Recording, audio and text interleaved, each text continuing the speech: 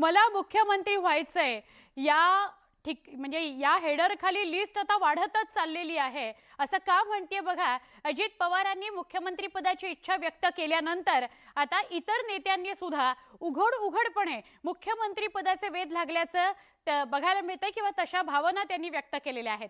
विशेष म्हणजे पहिल्यांदाच आमदार बनलेले नेते मुख्यमंत्री पदाच्या स्पर्धेत उतरण्याची घाई करू लागलेले आहेत।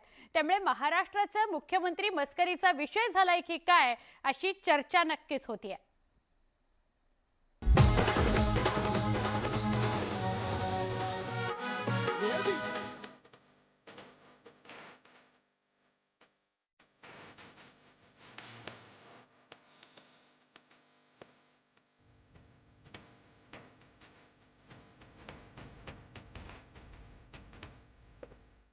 अगदी आवेशात सध्या महाराष्ट्रातील काही नेते मंडळी थेट मुख्यमंत्री पदाबाबत विधानं करू लागल्याचं पाहायला मिळतंय।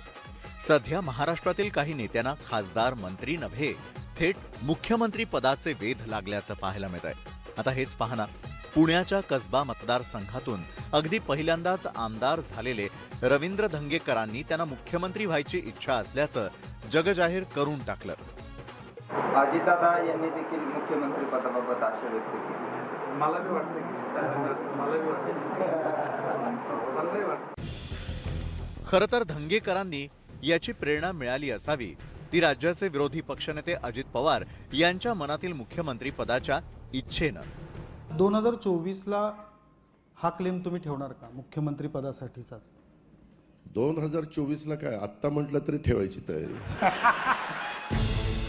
पण अजित पवार राज्याचे उपमुख्यमंत्री राहिलेत, सध्या ते विरोधी पक्षनेते आहेत, त्यामुळे ते भविष्यात मुख्यमंत्री बनू शकतात। पण आता धंगेकरांना मुख्यमंत्री पदाचे वेध लागणं जरा घाईचंच म्हणता येईल।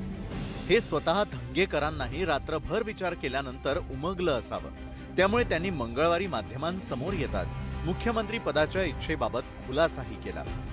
इच्छा व्यक्त करणं काय वाईट नाही, कारण शेवटी हा मनुष्य धर्म आहे, इच्छा व्यक्त करतो। पण आपली उंची किती ही मला माझी माहिती आहे, त्यामुळं मी आपलं बोलण्याच्या ओघात, कारण दादांचा प्रश्न विचारल्यानंतर माझ्यासारखे दादांबद्दल काय बोलायचं म्हणून मी आपलं दादांची अशी ती सगळ्यांचीच अशी दादांची असावीच, कारण त्यांनी काम केलं या महाराष्ट्रात।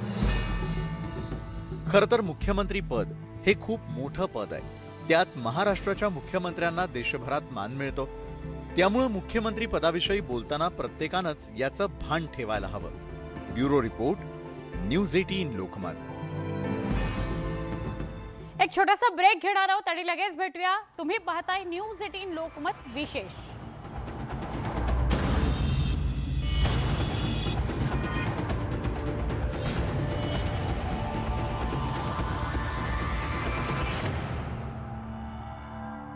एका मुलीनं मात्र सगळ्यांचं